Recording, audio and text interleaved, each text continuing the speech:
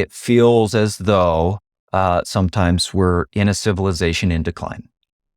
We'll see in 20, 30, 50 years where are we going. But personally, for me, that reaction, there was some grief, there's desperation, there's frustration, there's anger, there's a sense of like, what do I do? Welcome to another episode of Mental Health in the Age of the Metaverse. I'm your host, Christian Ulstrup.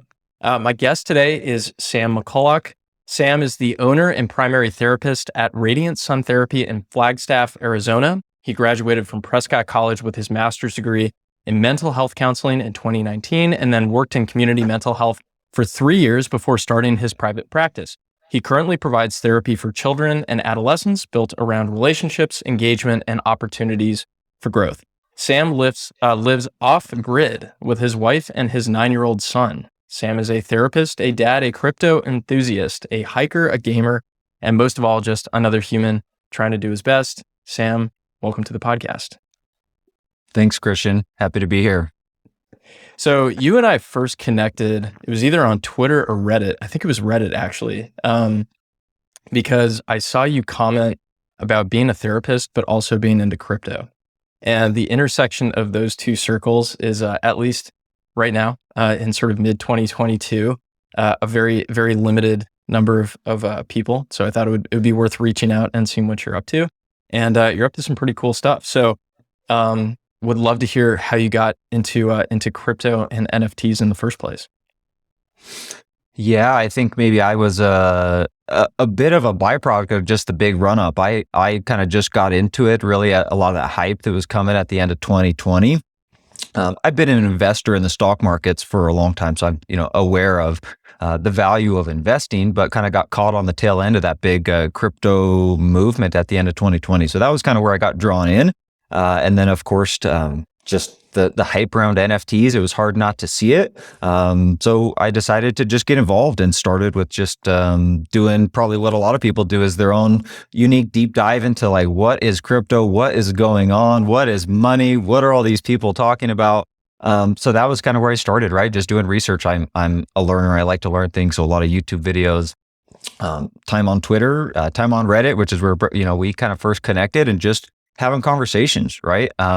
And so that was kind of where it started. And the idea for me actually was an NFT project where I'm trying to still work on it, right? Like, how can I maybe offer some counseling cards, is what I call them, right? Basically like getting access for people for mental health services that may not have insurance, that may not be able to get it. How can I access some of these people that need mental health utilizing blockchain and the NFTs? That's awesome. So you were actually minting your own NFTs. That's right, really. And it was, the intention again wasn't to build something grand. It was like, this is a cool technology. How does this work, right? And so just practicing minting on them. And I use the Algorand blockchain. So that was a place for me just to play and explore and figure out like what it took to mint, right? Before I was going to buy anything, I kind of wanted to see what it was like, how much work it took, like what does it take to make these things, and where does the value come from? Learning by doing, I think, is the best way to go in the cryptocurrency space. Very, very hard to understand what's going on unless you get your hand dirty, for sure. When it comes to mental health, it seems like maybe there are some opportunities at the intersection of crypto, blockchain, and mental health. What do you think about that? I think we're at a stage where there's so many ideas, right? It's easy to dream. I can dream, all day about different ways that crypto could be used, blockchains, storage of records, microeconomies to support positive behavior in classrooms. Again, access for people to get mental health through NFTs and things like this. So I think there's a lot of use cases, a lot of really exciting ideas, and it's easy to dream. And I think now's that time, especially like where the market's at. We'll see who builds what. And I'd love to dig into, you mentioned behavioral incentives, microeconomies in classrooms. What would that look like? Yeah, just to like give an example. So, I've worked in classrooms, behavioral classrooms, behavioral support classrooms. So these are classrooms for kids who are having some, extra needs and maybe need a little bit more incentive to participate in the classroom. So a lot of these classrooms already have trunks, full of Cheetos or toys or Hot Wheels or time on the playground, right? There's like these things that we reward kids for in the classrooms that are already there.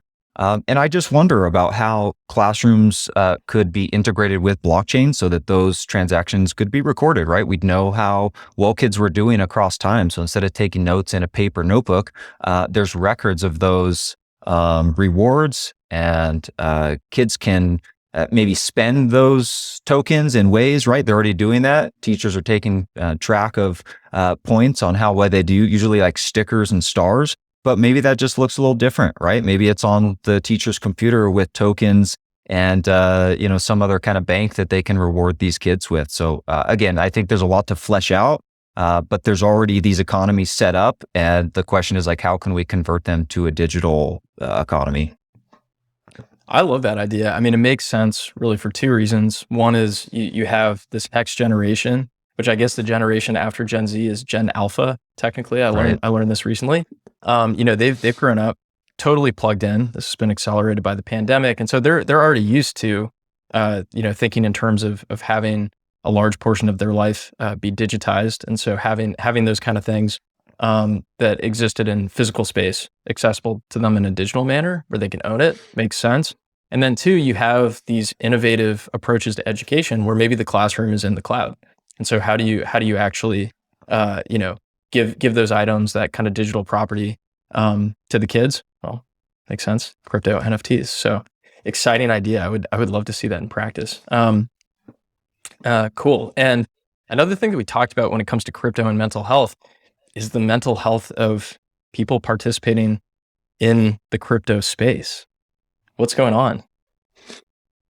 I think there's a lot going on, right? Just anecdotally, I can speak to the fact as a participant on Twitter and engaged with different NFT communities. I've seen a lot of people, NFT creators, artists who struggle to, create healthy boundaries online, right? And so the pace of production, the hype around projects, there's just a lot of pressure that's on that person to not only be the artist, but the entrepreneur, the banker, the Discord manager, right? There's like a lot that these people are doing. And so it's just, we're seeing burnout. The crypto space seems high speed, man. I mean, I'm still new to it, but boy, there's just new stuff going on every day. There's so much to keep up with. To keep up with it, we have to be spending time on Twitter, time on Reddit, right? Like, maybe some people doom scroll around like health issues. I think there's a lot of crypto people who just scroll on Reddit looking for some breadcrumb of an idea, of a hint, of an edge. And so I think there's just a lot of behaviors that seem to be kind of built in with the way we engage with, these technologies and social media to try to get an edge, to try to stay on top of a project, to try to be engaged with our community. But, in a lot of those areas, having healthy boundaries seems difficult. I'm seeing people get burnt out, and people are talking about it publicly. And so it's there. I don't know, how do we get access through NFTs, just raising awareness? I see a lot of really good Twitter spaces, there's some really good Twitter spaces that are happening, just like community meetups, right? Just ways for people to engage with each other and go, man, are you burnt out? Like, yeah, me too. This is crazy. This is a lot of work. How do we build in different, practices and just cultural norms that make it okay to turn off your Discord for a day, or for an NFT creator to have a mental health break, right? Like these things hopefully will become more and more just part of the dialogue that we're having as a community. Yeah, it's really difficult. I mean, especially when the markets and everything that's going on, it's global and it's, on 100% of the time, right? So there's always something you could be participating in. You could always be looking for those breadcrumbs.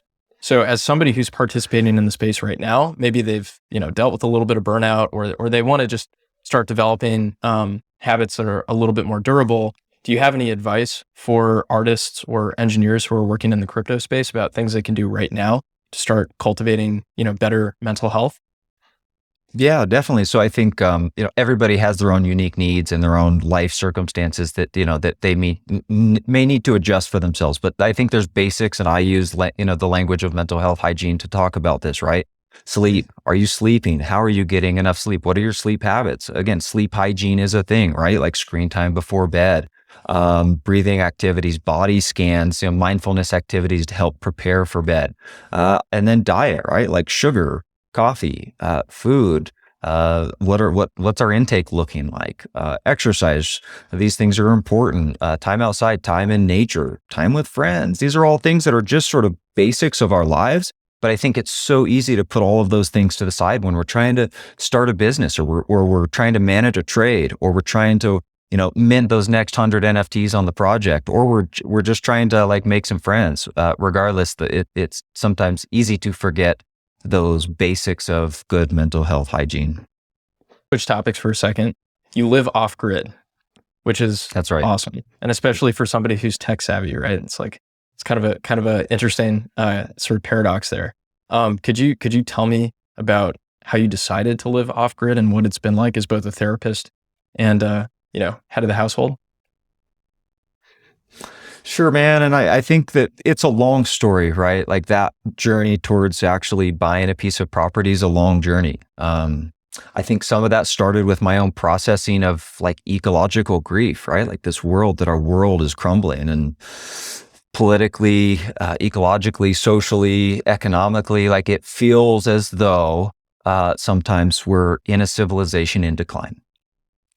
We'll see in 20, 30, 50 years where are we going. But personally for me, that reaction, there was some grief, there's desperation, there's frustration, there's anger, there's a sense of like, what do I do? So for me, I think at some point I realized that I wanted to just turn that into building a lifestyle for myself that felt important and aligned with my values, right? Maybe I can't change the world, but I can definitely have some control over my life. So that's the idea, right? Like, how do you do that? Okay, well, maybe less impact, solar, off grid, water hauling, just being like self-responsible for our lives, cutting my own wood, trying to grow some food, right? Like I don't have to do it all, but if I can do some of it and do my part, I think that's good. Raising a kid, of course, kind of changes the stakes because I wanted my, child to have a relationship with nature, right? Just like that he would be aware of the seasons, of the wind, of the, the darkness, the night, the wolves, the coyotes. There's just an awareness that he has about nature that I think is really critical in today's age. And you brought up a good point, which for me is like this intersection of ancient understanding, traditional knowledge, and the future, right? So it's like ancient future, this kind of this integration of those two ideas, right? So like you said, I live off grid, but me and my son yesterday were sitting there playing Beat Saber in VR at our off grid house, right? Like, so I think that these worlds can be wedded, and I think it's actually really important that they are, like, moving forward with technology. And as we head into the future, I think it's really important that we think about like what from our past did we get right, and how do we bring that back into our lives? And maybe what have we missed? What have we got wrong in the last 100 years that maybe is okay to let go of? I love that you're saying that, because in our own journey at Virgil's, like one of the things that we went really deep into when we were designing the curriculum for this new program is how do we reach back into wisdom traditions? Like literally going back, rereading Aristotle's Ethics, Greek philosophy, looking at wisdom traditions from around the world. And I think something's gone quite wrong with modern culture, where we've come to value the new so much that it's come at the expense of really just putting a tiny amount of attention into studying some of that ancient wisdom, right? And if there's a way that we can marry those two things, like a very optimistic technology-enabled future with something, an understanding of the world and our place in it that is deeply human and has been durable for as long as we've had recorded history, and probably earlier because those were oral traditions before, then maybe there's a positive future at the intersection of those two things. I think there is. That's why we're here. I think something that's really top of mind for a lot of folks, not just in the mental space or mental health space, but in general, is the role of technology, especially when it comes to kids and teens, in making some people more isolated, more anxious, more disconnected, and that really having negative consequences for their mental health and their that of their social groups, right? Like schools, families, things like that. So I was wondering if you could talk to me a little bit about how you've seen this come up in clinical practice with your clients.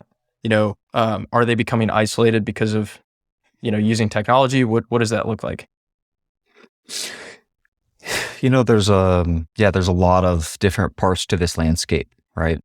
When I was working in community health, I think I probably heard it most from parents, parents who were struggling to set healthy boundaries with their kids, maybe not feeling very clear around, like, is this a good thing? Is this a bad thing? Does this, trying to distinguish what is the benefits and what is quality here versus what's low quality, right? Like there's a big difference between, say, a game like Minecraft on the Nintendo Switch versus, an app on your phone that you download that's free, but is, incentivizing you to stay on that game endlessly, right? Like those are different qualities of games. And those are conversations that I found parents really struggling to have. Parents would report things like their kids are having tantrums, right? Like I can't get them off of this thing. Whenever I tell them it's time to be done, we have these big behaviors, and then those behaviors have ripple effects for siblings and the parents, and just the levels of stress for everybody.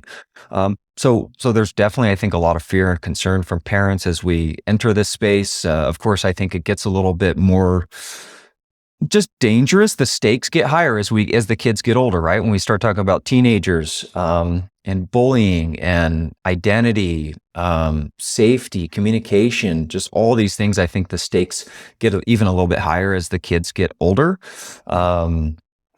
Again, there's so many kind of double edged to it, but I think mostly I hear from parents a lot of concerns, and then from the kids, and I think this is why we're here too, is that from the kids I hear, they want to tell me all about their favorite games. They want to tell me about the battle they won on Fortnite. They want to talk to me about this amazing, survival house they built in Minecraft. They want to tell me about the friends that they made in another game, right? And so I think there's that balance of like acknowledging the parents' fear and concerns while also being responsive and interested to what the kids are telling us about how they spend their time and what they like to do. Makes a lot of sense. It's, that quality versus quantity thing is so important. And I've heard this from parents a lot of times. Like the question is usually how much screen time is too much. And there are, certainly if it's all day, that's not good. But maybe a better question is, what kind of content are they actually consuming? What are they doing? Who are they connecting with? Right.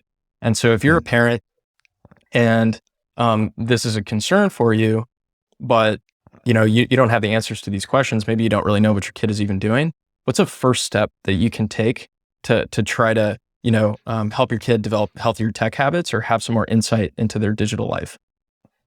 Yeah, I think awareness and self-reflection is always a pretty powerful place to start. So of course, I think for parents to just reflect on their own relationship with technology, right? But before we go into really blaming kids and getting so mad at them about their maybe attachment to a certain game, like let's look at how we engage with things, right? Like how much time am I spending on Instagram or Reddit or Coinbase, right? Okay, just because I feel like I'm doing something important and I'm managing money on Coinbase doesn't mean that doesn't feel less important or powerful for my kid who's building his house on Minecraft, right? And so I think that as parents, it's just really important to reflect on kind of our own relationship with technology, what we find important.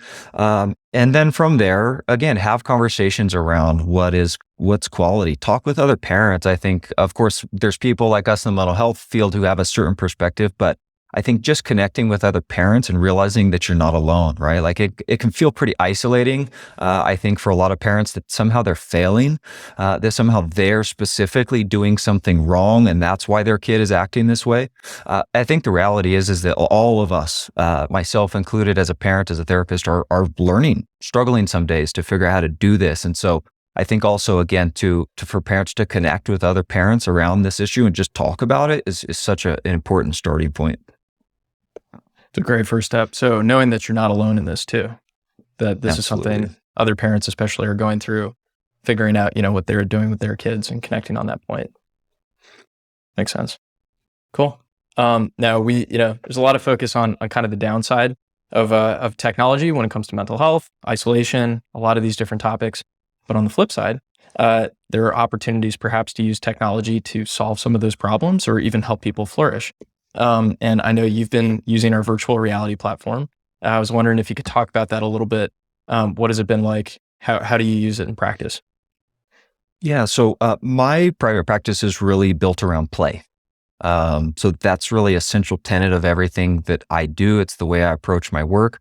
And so play happens in all kinds of ways, right? Like with toddlers, being goofy and sounds and talk and those are things that are playful for a kid, just crawling around, sensory exploration. These are really just playful things for kids to do. We get, Hot Wheels, G.I. Joes, action figures. These are play. Even sports. These are just, we continue to play throughout our lives. And so when I start setting up a time with a client, I want to be able to play. But of course, we all know that the pandemic happened, right? And so all of us were isolated and play had to look different, right? So all of a sudden I'm on Zoom as a therapist and all of my meetings are happening on Zoom and play became a little more difficult. I tried things like building Legos together, right? But there was always this barrier of the screen. It's hard to play with somebody when they're on the other side of the screen. Puppets sometimes work. Playing Pokemon battles, these kind of things could work. But I think once I had a realization to use something like Minecraft, between a balance of like Zoom and Minecraft, this idea started to work out of like, well, I kind of am finding a way to actually play with kids, and video games is a perfect platform to play.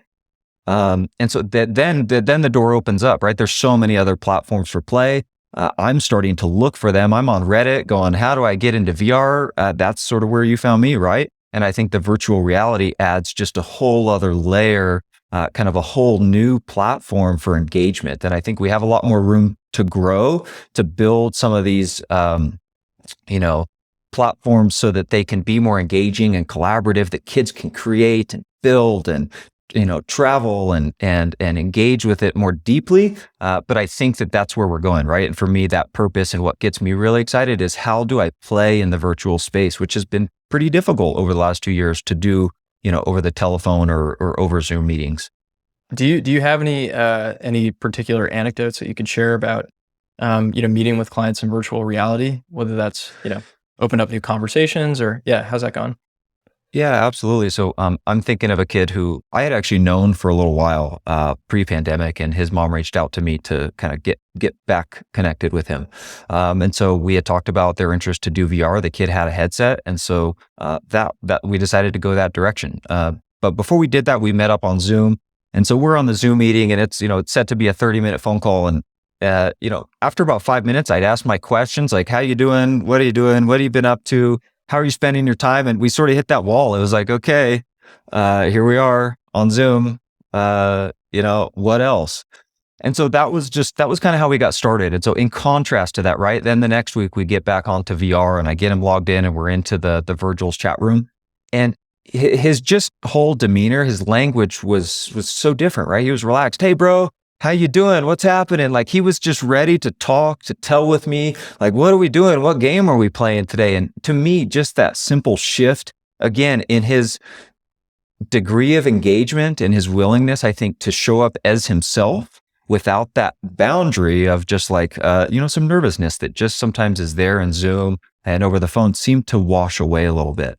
And then from there, we bounced out of the Virgil's platform and we go do some play. We ended up doing some Beat Saber and we did some drawing. We did some other graffiti art that he's into. So it was just really noticeably from the get-go that the VR intersection and that place where we were going to meet was going to have a different impact. And he showed up very differently and much more comfortably. It's something about the medium allowed him to feel a little bit more comfortable. Absolutely. So you're on the front lines of what is being referred to as the mental health crisis. What, in your opinion, is a mental health topic that is perhaps not being broadly discussed, that deserves some more attention? For me right now, I think what's at the top of my mind, I don't know if it's totally off the topic in the mainstream, media, is just how do we help kids and teens process what has happened, right? And I think there's a lot of layers to this. One is just creating safety now. As it's been a past couple of years where I think a lot of people maybe haven't felt very safe, right? In the world, in their homes, in their communities, in their countries, for a lot of different reasons. So I think now is just such a critical time to build safety, right? As we continue, there will always be emergencies. There's always going to be things happening in the world where it is a crisis. It's urgent. People need help. This world has a lot of suffering in it. And at the same time, I just feel like it's such a critical and important time to build safety, to help kids regain and rebuild relationships with the things that they like, the people that they value, and just even as parents and as families, as communities, like this is the time to come together, right? This is the time to rely on each other, to support each other. And I think that we can do that in person at the parks, at the grocery stores, as well as online meetups, right? Like I think that people who've needed support groups, kids who maybe are still a little bit afraid to come out. I think VR again is the perfect setup. I have kids who are nervous to come into a counselor's office after a couple of years of being at home. And so whether it's the end state, I'm not sure, but I think VR also has a really important place to play is bringing kids back into therapy, bringing them back into the classroom, and again, maybe moving forward with a little bit of a hybrid approach so that we're helping kids kind of come back to themselves in a safe way, in a respectful way. I totally agree. It's, we're now at this stage where we've been isolated in the pandemic. Everybody's gone very online for a long time. How do we get back? Let's get back to reality. Yeah, exactly. And I think like some of the model that you guys have is back to reality through virtual reality, right? Like this can be a way to begin saying that, look, I like to have some VR time and I like to go hiking on Thursdays, I like to meet up with my Zoom group because it actually is really nice, but I like to play soccer at the park too, right? So it's, again, I think it's this having both of those. How do we be able to enjoy technology while remember and kind of re-engage with all these other healthy things that maybe we've missed out on for the last couple of years? Absolutely. Or, to the point earlier around going off grid, maybe the last 100 years. Absolutely. There's a lot of work to be done, I think, to solve these deep problems. So very glad you could join me today, Sam. I really enjoyed this conversation. A lot of interesting topics that I wish we could go even deeper into. Now, you're available online. You're on Instagram, you're on Twitter. People can connect with you on your website. Your Instagram handle is Desert Diamond, which is spelled a little bit different. So it's Desert, D-E-S-E-R-T. Diamond is D-A-I-M-O-N-D. So the A and the I are switched. And then on Twitter, it's D-Desert, D-Diamond. So just an extra D in front of Desert and Diamond, spelled the right way. We'll include this in the show notes. And then your website is radiantsuntherapy.com. And you're taking new clients both in person and through telehealth across Arizona.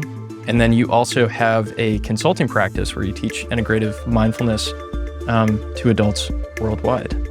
So definitely everybody listening, connect with Sam on social, reach out if you're interested in those services as well, or if you want to talk crypto or mental health or all these other really incredible topics.